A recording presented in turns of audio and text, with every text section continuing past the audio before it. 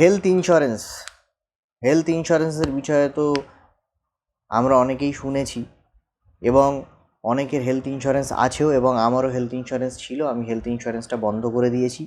কেন বন্ধ করে দিয়েছি সেটা আপনাদের বলবো বন্ধুরা। দেখুন, আমার মনে হয় হেলথ ইন্স্যুরেন্সটা সম্পূর্ণ একটা স্ক্যাম। এবার আপনারা অবশ্যই জিজ্ঞেস করবেন যে এরকম কেন মনে হয়। কারণ আমি কিছু এমন জিনিস ফেস করেছি যার পরে আমার মনে হলো যে হেলথ ইন্স্যুরেন্সটা সম্পূর্ণ একটা স্ক্যাম। তো বন্ধুরা, কেন স্ক্যাম মনে হলো সেটাও আমি আপনাদের বলবো। প্রথমত হেলথ ইন্স্যুরেন্সের একটা নিয়ম রয়েছে, সেটা হচ্ছে নর্মাল ডক্টর ভিজিট বা নর্মাল ওপিডি চেক আপের জন্য হেলথ ইন্স্যুরেন্স ক্লেম করা যায় না। শুধুমাত্র হসপিটালাইজেশন থাকতে হবে এবং অন্তত 24 ঘন্টা হসপিটালাইজেশন থাকতে হবে, তবেই আপনি হেলথ ইন্স্যুরেন্স ক্লেম করতে পারবেন, প্রথম কথা। দ্বিতীয় জিনিস হচ্ছে, যখন আপনি কোনো ডক্টরের কাছে যাবেন কোনো সমস্যা নিয়ে, এবং যদি ডক্টর আপনাকে বলে যে এই সমস্যাটার জন্য আপনাকে 24 ঘন্টা হসপিটালাইজ হতে হবে, সেই সময় আপনি লক্ষ্য করবেন ডক্টর কিন্তু জিজ্ঞাসা করবে যে আপনি ক্যাশে করবেন না হেলথ ইন্স্যুরেন্সের মাধ্যমে করবেন। তো যখনই আপনি হেলথ ইন্স্যুরেন্সের নামটা উল্লেখ করবেন তখন কিন্তু ডক্টর আপনাকে কিন্তু সঠিক ট্রিটমেন্ট করবে না। তার কারণ হচ্ছে ডক্টরের তখন মাথায় একটা জিনিস থাকবে যে আমাকে ভুলভাল বিল করতে হবে, অনেক রকমের আইটেমস, অনেক রকমের জিনিস শো করতে হবে, আর ইন্স্যুরেন্স কোম্পানির কাছ থেকে একটা মোটা অঙ্কের টাকা আদায় করতে হবে। তখন ডাক্তারের মাথায় এইটাই থাকে। উনি এইটা চিন্তা করে না যে পেশেন্টের জন্য আমাকে অ্যাকচুয়ালি কী করতে হবে। ওনার মাথায় এইটাই থাকে যে ইন্স্যুরেন্স কোম্পানি থেকে কত টাকা নিতে পারবে। প্রথম ডিসঅ্যাডভান্টেজ হেলথ ইন্স্যুরেন্সের।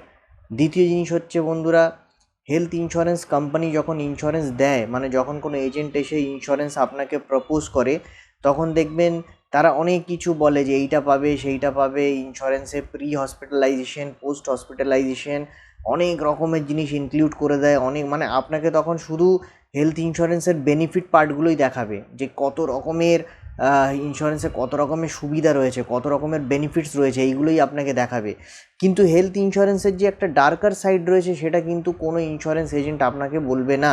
সেটা কিন্তু একমাত্র যারা হেলথ ইন্স্যুরেন্স ক্লেম করতে যায় তখনই তারা রিয়েলাইজ করে যে ক্লেমের প্রসেসে হেলথ ইন্স্যুরেন্স কোম্পানি কতটা সাপোর্ট করে আর কতটা সাপোর্ট করে না। আমার ক্ষেত্রেও তাই হয়েছে বন্ধুরা।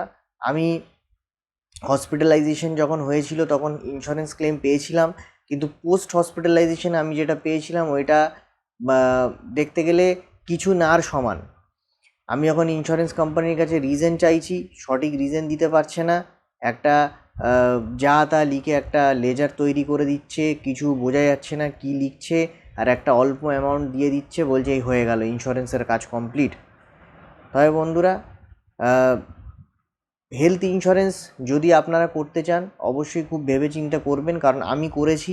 আমার মনে হয়েছে হেলথ ইন্স্যুরেন্সে কোনো রকমের বেনিফিট নেই। হেলথ ইন্স্যুরেন্স বানানো সত্ত্বেও আমার পকেট থেকে অনেক টাকা গেছে আমার মনে হয়। এবং যদি আপনি ক্যাশে ট্রিটমেন্ট করেন, আপনি দেখবেন হেলথ ইন্স্যুরেন্সে যেই চার্জটা ডক্টর বলছে, ক্যাশে কিন্তু অনেকটাই কম চার্জ বলে। আমাদের দেশে আমাদের মেডিকেল সিস্টেম এমন হয়ে গেছে, আমার মতে বলে হেলথ ইন্স্যুরেন্সটা সম্পূর্ণ একদম বোগাস জিনিস হয়ে গেছে, তার কোনো মানে নেই, কোনো বেকার জিনিস। এই কারণেই আমি হেলথ ইন্স্যুরেন্সটা বন্ধ করে দিয়েছি। তবে বন্ধুরা, কয়েক মাস আগে আমার মা খুব অসুস্থ হয়ে পড়েছিল এবং পরে জানা গেল ওনার কিডনি ফেলিয়ার হয়ে গেছে। কিন্তু আমাদের সৌভাগ্য যে আমরা স্বাস্থ্যসাথী কার্ডটা করে রেখেছিলাম, স্বাস্থ্যসাথী কার্ডের মাধ্যমে অনেক বেনিফিট পেয়েছি। আমি আপনাদের বলবো আপনারাও স্বাস্থ্যসাথী কার্ডটা বানিয়ে নিতে পারেন। এটা দিয়ে অনেক রকমের বেনিফিট পাবেন, অনেক রকমের আপনার পয়সা সেভ হবে।